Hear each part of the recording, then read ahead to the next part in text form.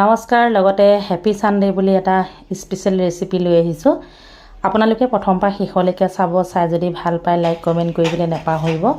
আহক তেনেহ'লে আৰম্ভ কৰোঁ। এইখিনি হৈছে লোকেল মুৰ্গী মাংস।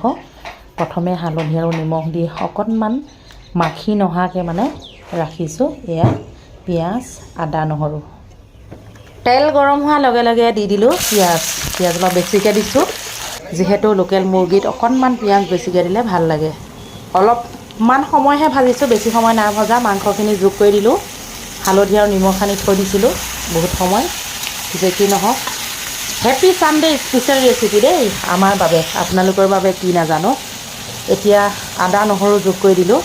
যিহে গৰম উঠিছে সেইবাবে বহুত কিবাকিবি ষ্টাইল লগাই থকা নাই। আদা নহৰু পিঁয়াজ, কেঁচা জলকীয়া ফালি থোৱা আছে, অকণমান আগত দেখুৱাইছিলোঁ যে তাৰে দুফালমান দি দিম ইয়াতে।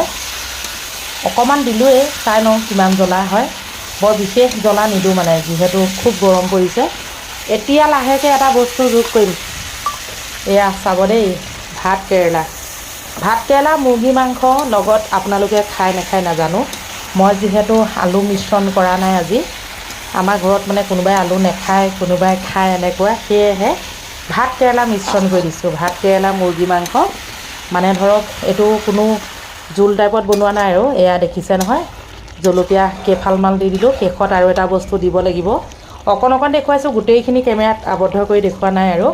শেষৰ বস্তুটো হৈছে মান ধনিয়া। খুব ধুনীয়াকৈ এতিয়া মিশ্ৰণ কৰি দিম।